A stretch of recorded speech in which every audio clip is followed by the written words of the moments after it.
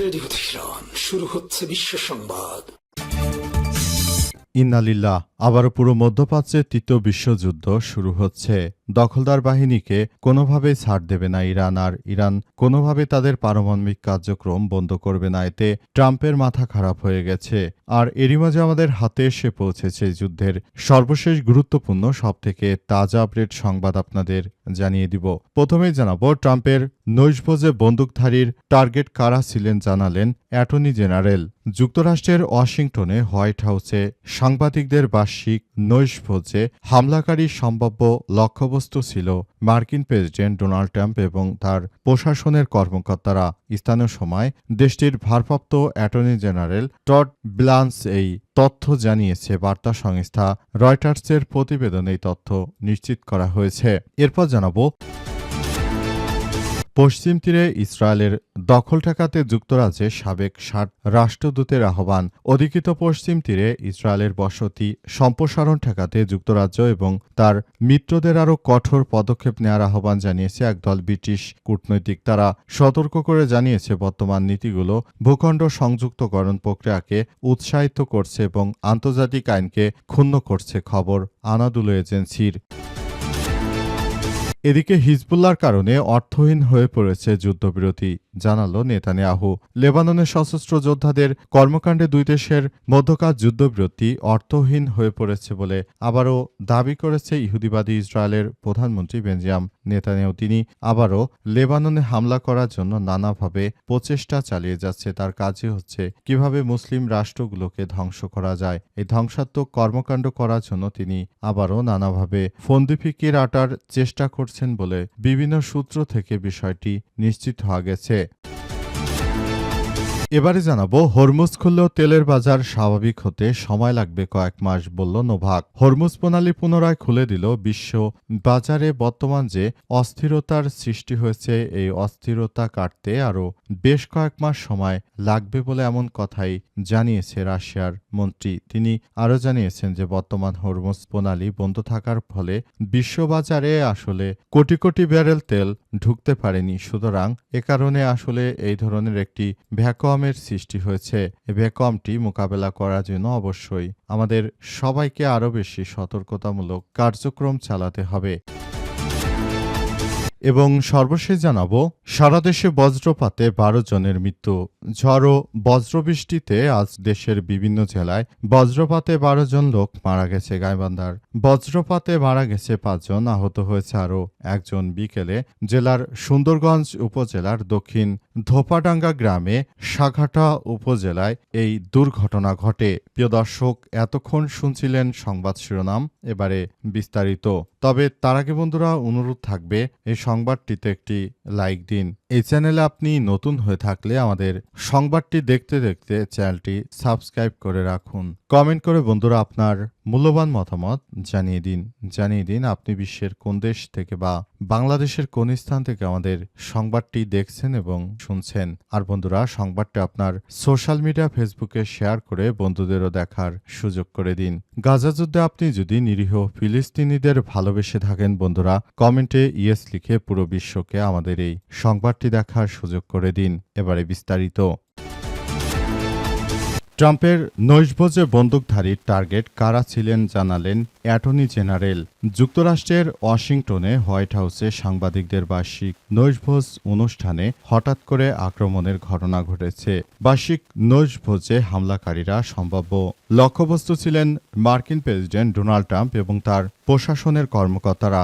স্থানীয় সময় দেশটির ভারপ্রাপ্ত অ্যাটর্নি জেনারেল টড ব্লান্স এই তথ্য নিশ্চিত করে বলেছেন যে বার্তা সংস্থা রয়টার্সের প্রতিবেদনে জানানো হয়েছে।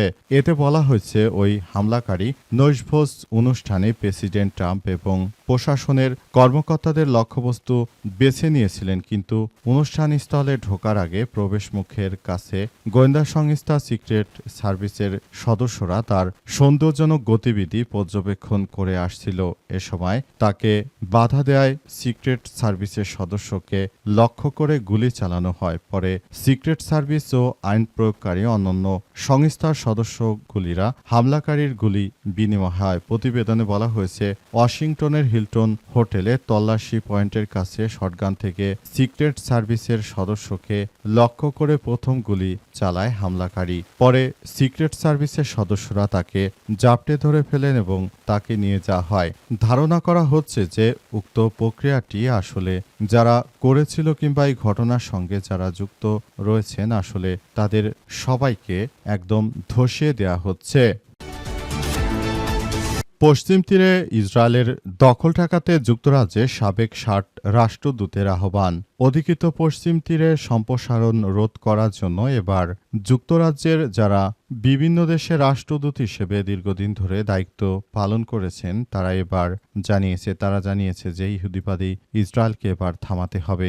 যদি দখলদার ইসরায়েলি বাহিনীকে এবার না থামানো যায় ভবিষ্যতে তারা হয়তো আরও বেশি সমস্যার সৃষ্টি করতে পারে। সুতরাং এসব বিষয়গুলো নিয়ে খুবই গুরুত্ব সহকারে সবকিছু করার জন্য উদাত্ত আহ্বান জানিয়েছে সব রাষ্ট্রদূতেরা। তারা বিশ্বের বিভিন্ন দেশে কর্মরত অবস্থায় ছিলেন এবং তারা আরও পুরো প্রক্রিয়াটি নিয়ন্ত্রণ করার জন্য তারা আসলে কাজ করছিলেন বলে জানা গেছে।